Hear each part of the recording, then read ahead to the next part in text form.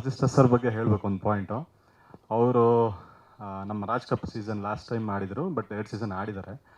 ಅವರು ತುಂಬ ಸಕ್ಕದ ಕ್ರಿಕೆಟ್ ಆಡ್ತಾರೆ. ಅದರ ಕಮಿಟ್ಮೆಂಟಲ್ಲಿ ಅವ್ರಿಗೆ ಫಸ್ಟು ಏನು ಈ ಲೆದರ್ ಬಾಲು ಹೇಗೆ ಗೊತ್ತಿದ್ದಿಲ್ಲ ಆ್ಯಕ್ಚುಲಿ.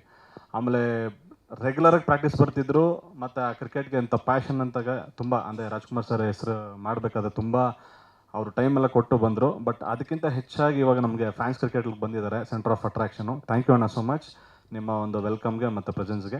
ಅದ್ರ ಜೊತೆಗೆ PRO ಸರ್ ವೆಂಕಟೇಶಣ್ಣ, ಥ್ಯಾಂಕ್ ಯು ಸೋ ಮಚ್ ನಿಮ್ಮ ಒಂದು ಪ್ರೆಸೆನ್ಸ್ಗೆ. And Lakshmi and Swastik, thank you ನಿಮ್ಮ ಒಂದು ಸಪೋರ್ಟ್ಗೆ. ಎಲ್ಲರೂ ಚೆನ್ನಾಗಿ ಆಡೋಣ.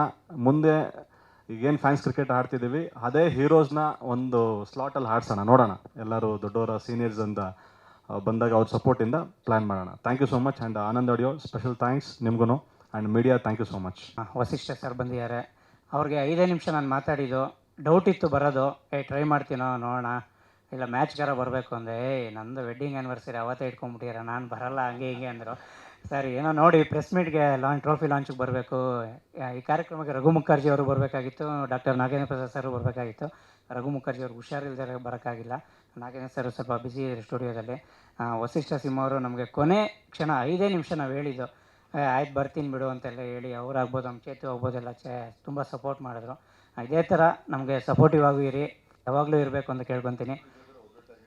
ನಾವು ಯಾವಾಗಲೂ ಒಗ್ಗಟ್ಟಾಗೇ ಇರ್ತೀರಿ, ಸೇರ್ತಾ ಇರ್ತೀರಿ. ಎಲ್ಲರೂ ಬರೀ ಕ್ರಿಕೆಟ್ ಅನ್ನೋದಲ್ಲ, ಎಲ್ಲದಕ್ಕೂ ಸೇರಬೇಕು ಅನ್ನೋದು ನನ್ನ ಆಸೆ. ಅದಕ್ಕೋಸ್ಕರ ಮಾಡ್ತಾ ಇರೋದು.